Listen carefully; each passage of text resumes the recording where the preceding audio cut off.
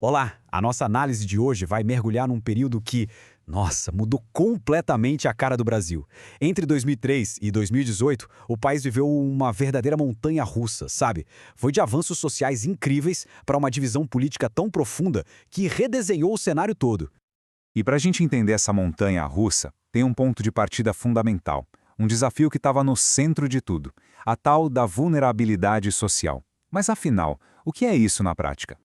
Bom, de forma bem direta, é quando existe um abismo, sabe? Entre o que a sociedade oferece e o que as pessoas conseguem de fato acessar em termos de oportunidade. É uma situação que leva à pobreza, à falta do básico e, o que é muito sério, ao enfraquecimento dos laços entre as pessoas, da comunidade. E foi exatamente esse problemão da vulnerabilidade social que acabou abrindo caminho para uma baita virada política lá nas eleições de 2002. Ali, começou a se desenhar uma agenda social totalmente nova para o Brasil. E olha que virada, hein?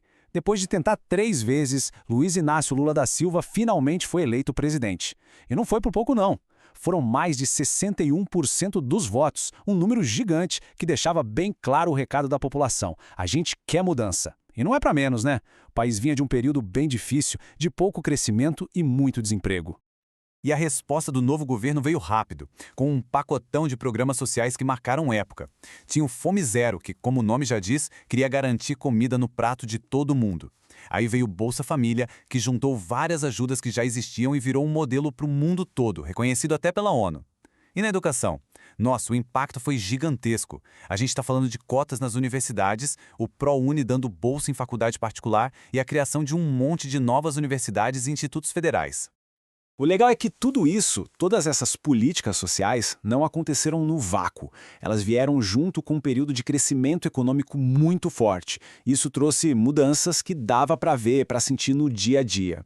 Pensa só, a inflação foi controlada, o salário mínimo começou a subir de verdade, mais do que a inflação, e a indústria recebeu um empurrãozinho. Resultado, a economia deu aquela aquecida. O poder de compra do brasileiro cresceu bastante, e isso fez o comércio e a indústria girarem com mais força. E essa mudança não ficou só nos números, não. Ela apareceu na garagem das pessoas. Um exemplo claro é a quantidade de carros. Olha que loucura! Em só 10 anos, o Brasil passou de ter um carro para, 7,5 pessoas para um carro para cada 4 e pouco. Isso é uma transformação gigantesca no dia a dia, na vida de milhões de brasileiros. E lá fora, o Brasil também começou a jogar em outra liga. O país entrou para o G20, o clube das maiores economias do mundo, sabe? E foi peça-chave na criação dos BRICS, lá em 2009. Além disso, começou a fazer mais negócios com países da África, do Oriente Médio, enfim, foi se firmando como um jogador importante no tabuleiro global. Só que nem tudo eram flores. Por baixo de todo esse sucesso, de todo esse crescimento, tinha umas tensões se formando, sabe? Quase como uma panela de pressão. E não ia demorar muito para essa panela explodir. Aí a gente entra na década seguinte, que já começa com um momento histórico.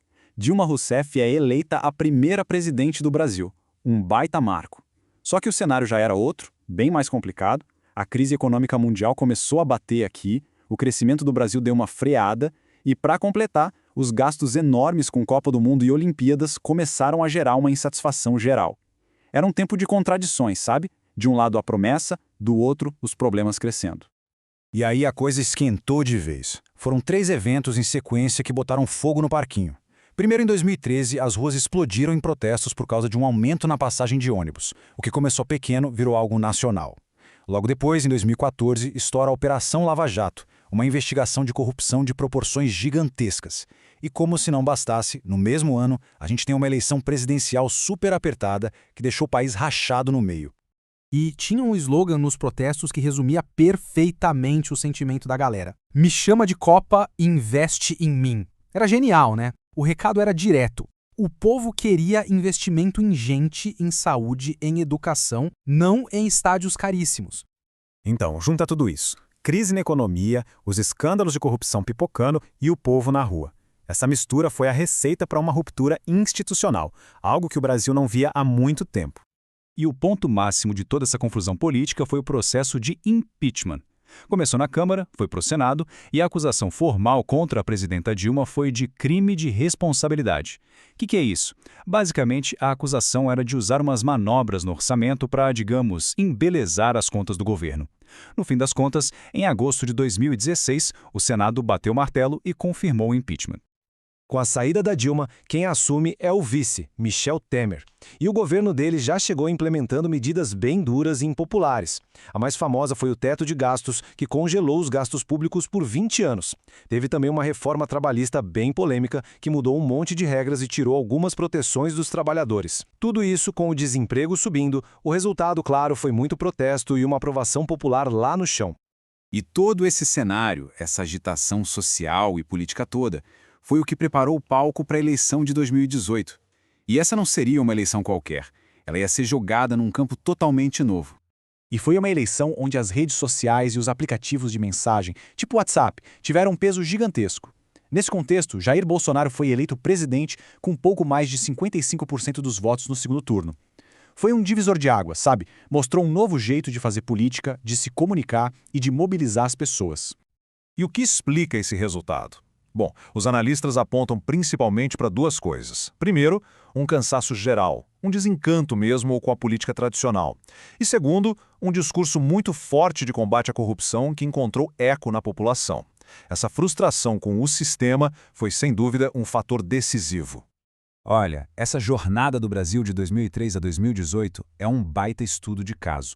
Mostra como um país pode passar por mudanças sociais, crescimento, crise e uma divisão profunda em tão pouco tempo. E no fim, fica uma pergunta no ar, que não vale só para o Brasil, mas para o mundo todo. Agora que as redes sociais estão aí redesenhando a política e as nações, para onde a gente vai? O que vem depois?